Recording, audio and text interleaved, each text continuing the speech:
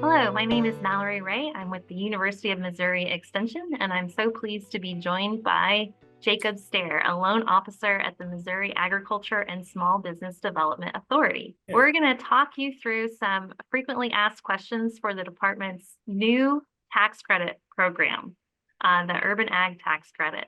So, with that, we'll get started. So, Jacob, first question, tell me a little bit more about a tax credit and how it works. so a tax credit is a way for a taxpayer, whether it's a business or an individual, to offset their Missouri state tax liability. In very simple terms, if you are sitting down to write the state of Missouri a check for $500, if you have a $500 tax credit, you can send that into the Department of Revenue, and it offsets your tax liability. So for this particular program, what qualifies as an urban area, and does my farm have to be physically located there? For this program, we work off of the U.S. Census Bureau's definition of an urban area, and that goes off a housing block. So many housing units within a certain census block, and a population level as well. So generally speaking, your main urban areas that people think of, St. Louis, Kansas City, Columbia, Springfield, all of those are urban areas. But there's a lot of other places that people might not think of urban. So if you're familiar with the Mid Missouri area, Eldon, Missouri is actually considered an urban area. Now your farm does have to be located, generally speaking, in the city, in city limits, and we're happy to work with folks if they have questions about whether their particular farm qualifies. What are some eligible expenses for establishing or improving an urban farm? Yeah, so we try to make this program pretty broad. So it could be everything from planting equipment, harvesting equipment. It could be post-harvest care, whether that's like a wash pack facility, refrigeration, cold storage, if you need that for your produce. And it could be seeds and seedlings as well. So what are some examples of ineligible costs? So generally speaking, ineligible costs would be normal business operating costs, salaries, or pay for any employees that wouldn't qualify. Um, any mortgage payments, lease payments, that also wouldn't qualify. Regular utility payments. And what types of urban farms are eligible for this program? The program is pretty well open to any urban farm, any farm that's producing food for the distribution or sale to the public in one of those urban areas. So it could be an educational farm that's donating produce to local residents. Is there a minimum threshold for total amount of or value of food donated? There's no minimum threshold. The farm just has to be producing for distribution to the public. So, personal gardens, or gardens that you share with your family wouldn't be considered eligible. What about a producer who is just getting started, but they haven't grown any food yet? They could certainly qualify after they make those expenses. This program is not only designed to support the expansion of existing farms, but the establishment of new farms. If I'm going to apply for this program, do I apply before I make investments in my farm or after? So you'll apply after you make those investments. So there's an application form available on our website, and you'll submit that to us along with invoices, receipts, proof of payment to verify that you have gone ahead and you've incurred and paid for those expenses. Okay, what are the maximum benefits that are available under this program? So the maximum tax credit amount is $5,000, and it's a 50% tax credit based on the investment that you make. So you can invest in your farm up to $10,000 and receive up to a $5,000 tax credit. Now, if you only invest, $1,000, then you'd be looking at a $500 tax credit. And is that for a single individual? What if my spouse and we file our taxes separately? Could my spouse also claim a tax credit? They could. Mhm. Okay. Um, what if uh, I'm running a nonprofit farm? So the farm entity does not have a tax liability itself. Under this program, if a taxpayer, an individual or business, makes a donation to an urban farm, a nonprofit farm like you mentioned, that donor can apply and be eligible for the tax credit. The only restriction is, and there's no limit on the number of donors that can apply for each urban farm, but the total number of tax credits that we can issue for that farm is $25,000. So that could be 5 donors at the maximum $5,000 tax credit, or it could be, more donors with smaller tax credits. I saw in this application language about carrying forward tax credits for up to 3 years. Can you tell me a little bit more about that? Yeah, so the carry forward provision is a way that somebody can use the tax credit for multiple tax years. Maybe they receive a tax credit with the date of 2023 and they don't have enough tax liability in that 2023 year to use the full credit. Well, they can apply the remaining balance to their 2024 taxes, their 25 taxes, or their 2026 taxes. Okay. So if historically I have not paid state taxes, would you recommend that I apply for this program? I wouldn't. So unlike some other tax credits that are authorized, these credits cannot be transferred, sold, or assigned. So they have to remain with the individual who applied. So if you haven't had a tax liability and you don't anticipate having a tax liability, I probably would not apply for this program. Okay. But what about if I am operating an urban farm or a farm in an urban area? I'm distributing food through my community supported agriculture CSA group. Could I let my my buyers know about this program and let them know that, say I was really interested in adding on farm cold storage, but I need their donations. I would need donations. I can't do this by myself. Could I use this kind of program as a fundraising call? I think you certainly could. When most people think of the donation piece, their minds are probably going to go automatically towards, the nonprofit entities, farms that we spoke about earlier.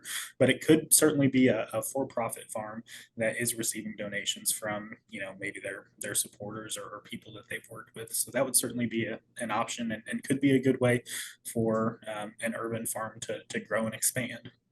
Should we take a look at the application? Yeah, that would be great.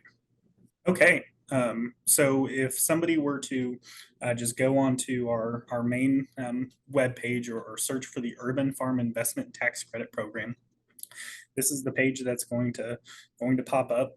So here we have just a very brief description of the program in very basic terms. And if you scroll down to the bottom, we have a guidelines and procedures document, which I would encourage folks to read if they're interested in the program. And then we have an application form and then a list of eligible urban areas. So as we pull up the application form, we have tried to streamline this and make this as simple as possible while still capturing the information that we need to capture. So this first page, section 1, this is going to be filled out by the applicant. So it could be an urban farm who's made investment and they're claiming a tax credit based off of that, but it could be the donor, somebody who's donated funds to an eligible urban farm.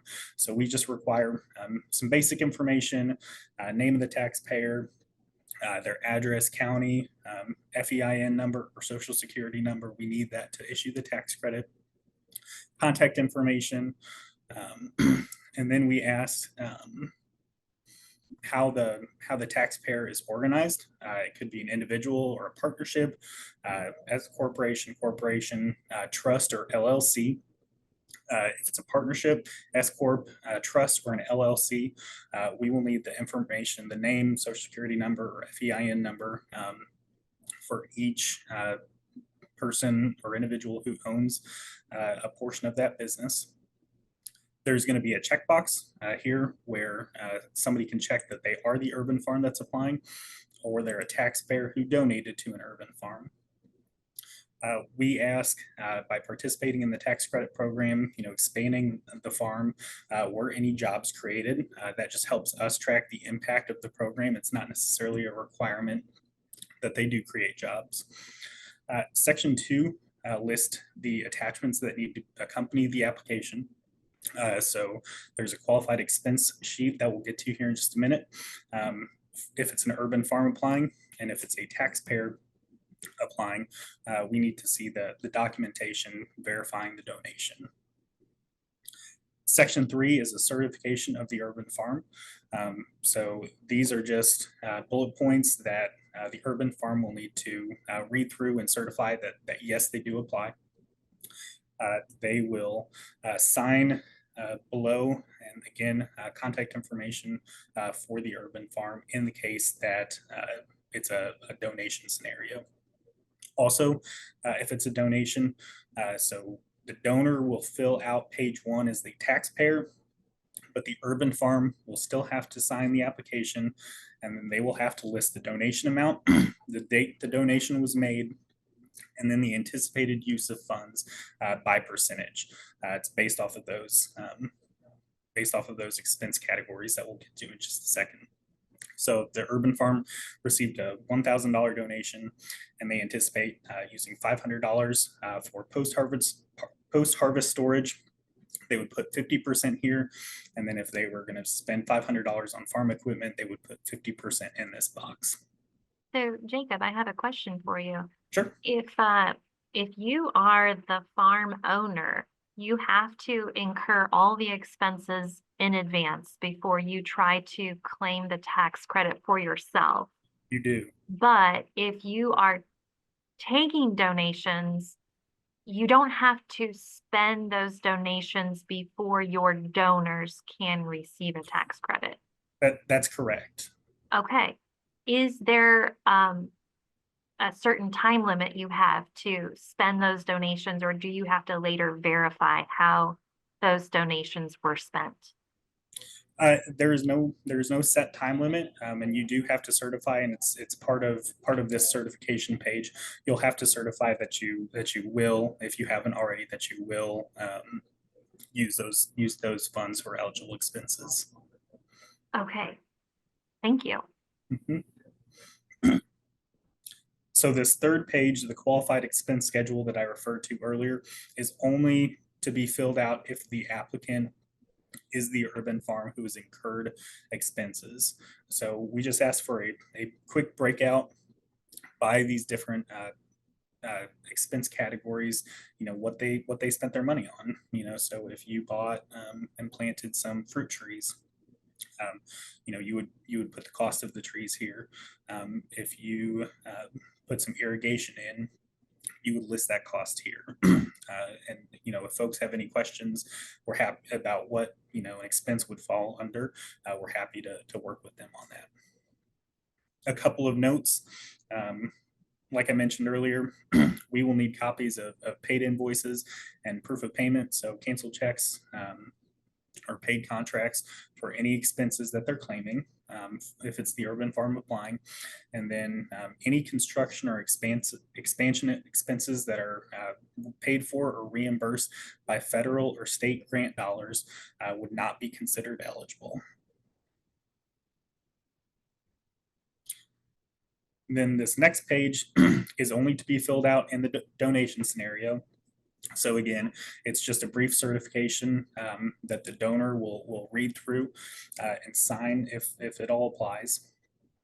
And then we have just a quick checklist to kind of round out the application. So there is a $100 application fee, so that will need to be included with the application.